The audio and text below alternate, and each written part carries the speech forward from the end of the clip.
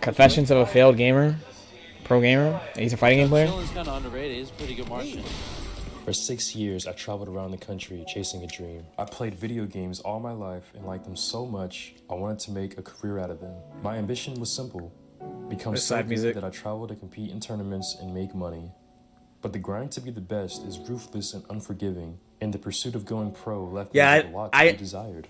By the way, I think about that shit all the time. I think about how many like 1% or sub 1% stuff that I've gone for that like I get, and I'm just like, dude, like that's why you got to be grateful. But I know if you have 75 concurrent viewers on average or more, you're already a 1% streamer. And then we have God knows how many people enter tournaments, and like there's really not a lot of team, especially like outside of like Street Fighter, Tekken. There's not a lot of teams trying to totally being in FGC like that. There's just so many things that are like, man, like such small chance. From 2014 to 2019, I competed in Injustice Gods Among Us, Mortal Kombat X, Injustice 2, and Mortal Kombat 11. By day, I was working a regular 9 to 5. Been there. By night, I spent my time staring at a screen for 8 hours, studying frame data and learning combos. After the only difference, I don't know where he was working. Yeah, this has got to be super relatable. But yeah, at my 9 to 5, he waited till he went home. At my 9 to 5, I'd be like, all right, I can get this thing done by Thursday.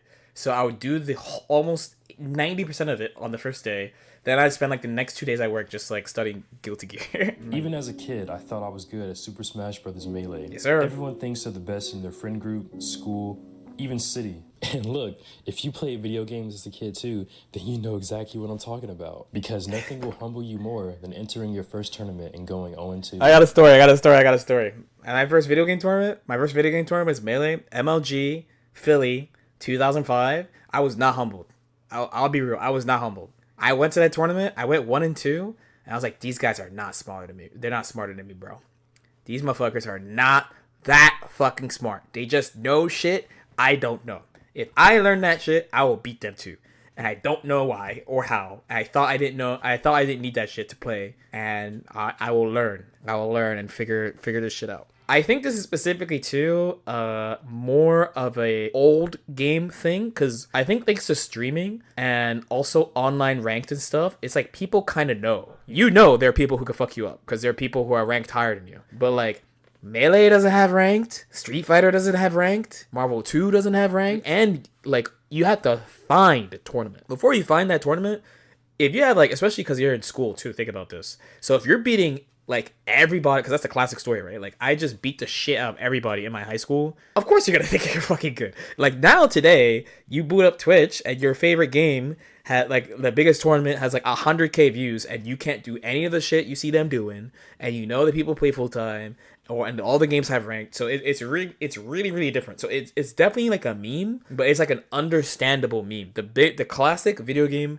big fish, small pond, is especially for like our 1v1 competitive games, is actually very understandable if you step back and think about it. If you're like, man, like if you really think about it. And that's why so many people went through that shit, because like, again, like, can you blame them? You know, you have to go seek stronger warriors. You know what I mean?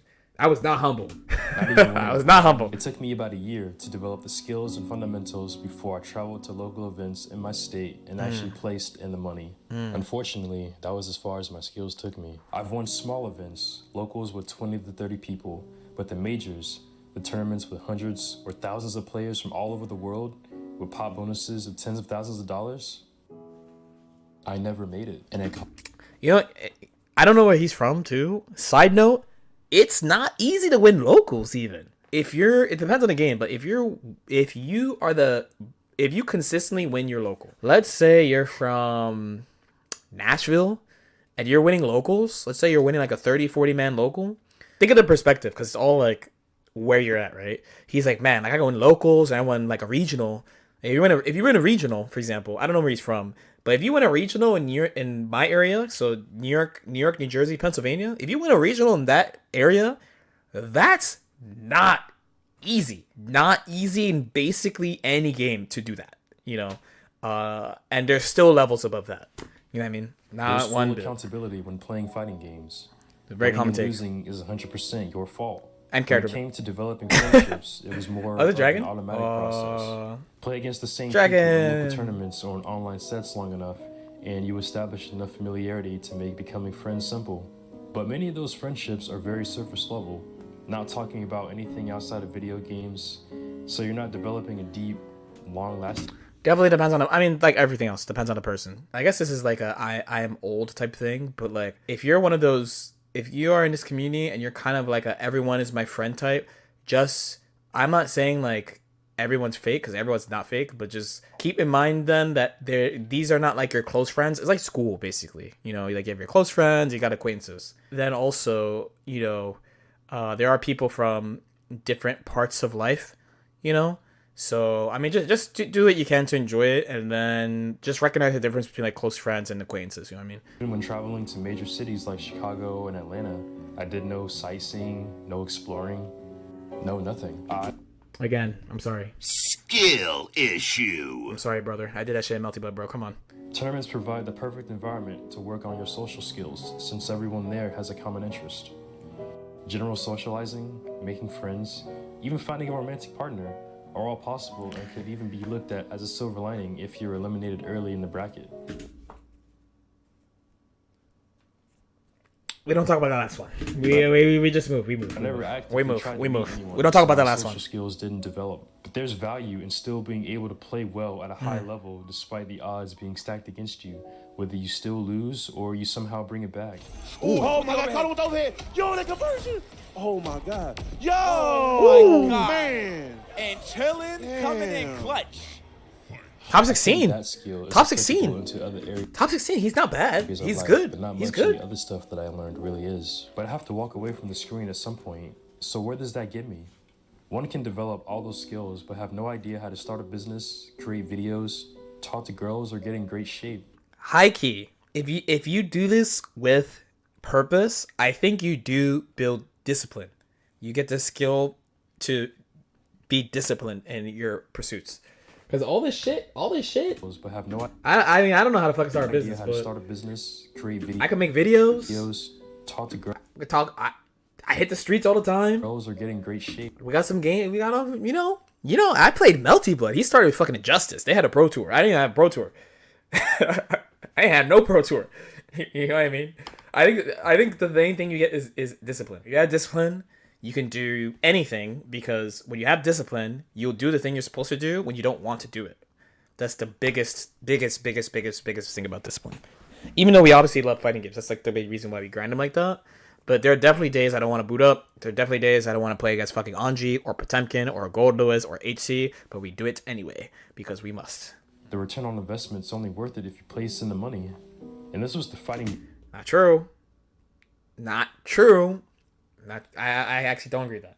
I think you're not valuing the life experience you get, building discipline, friends, relationships, right? Potential business connections for the future, because you don't know what people are going to be doing. I think the biggest detriment from this pursuit was gaining little to no life experience. So As we said, Skill issue. I again, as we said, not his fault. I understand that. I think it's actually a good warning what he says, because many of the people that I have met at tournaments engage with the tournament the way he's talking about, where he just shows up and then he stays there, grinds and eats there, and then goes home. We're like, nah, not me.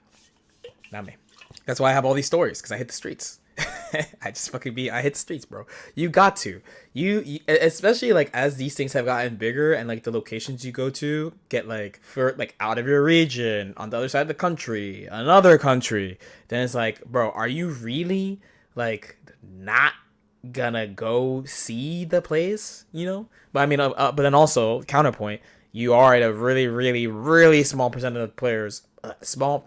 of players when that happens, you know? So many opportunities for growth were missed because I was hyper-focused on trying to win, which isn't a bad thing, but in retrospect, it would have been...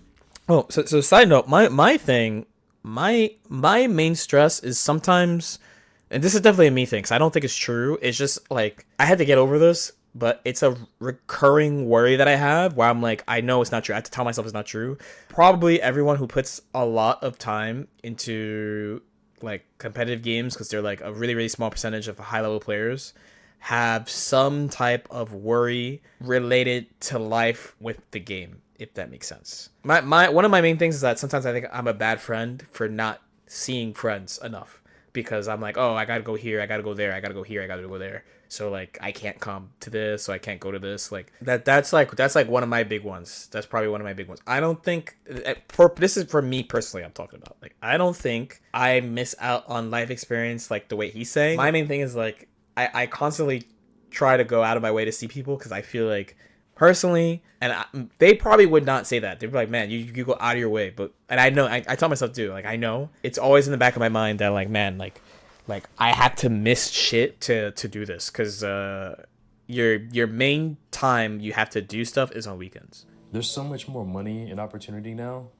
The players competing, especially the top ones, they treat it like a job. And I just don't have the capacity to play video games like a job anymore. What I do have the capacity for is calisthenics. There's other things too, like traveling, and of course I want to create more and better videos. But there's nothing more satisfying than learning to master my body weight and inspiring people along the way. That's what I'm doing after this. Thinking back on my history as a player is, was it worth it? Would I do it all again? And that's a great question. By the way, side note, one of the biggest questions I get is people are like, do you wish you stayed with Melee? Because they're like, if you stayed with Melee, you'd probably be like super top ranked player in the game. Because I was pretty good. I was good before the game died, because the game died once, right? For my power ranking people, I was third in New Jersey, third in my state. And number one was Eternal M2K, and then number two, and you're fighting for number two, basically. And I'm 100%, I'm like, no, I regret nothing. I regret nothing. All the crying, all the traveling, all the sitting outside screaming, the fucking dropping my sticks, yelling at a bar, all the shit, I would not redo any of it. Even though dreams change, and my dreams now look much different, I'm still glad I can say I went for it. It was nice. We gotta talk about some life stuff. It was a good, nice video. The journey is what's important, right? Everything that happened is the way you are, is why you're the way you are today. I 100% agree. I 100% agree. I think I grew a lot. I'm not gonna lie. If you talk to people who knew me from like the beginning, like when I started Melty, I was so different. I mean, of course I was younger, but I was so different. I was so different. I really couldn't handle. I don't think I've said this on stream for a long time, but I could not watch losses. Like, I just could not watch videos of me losing. Like, it would take me months to actually watch a loss, because I just could not handle it. Now I can watch it the day of. Like, it's easy. I'm I'm tight, but like I could boot up. Like, we gotta see what we can get from this. But I think I was in an SQ stream, and she was talking about like skills. Like, the thing that sucks about offline tournaments are the skills you need to compete that are not actually being good at the game, and how like there are people who don't like, and maybe I'm remembering this wrong, but she said she doesn't like that either.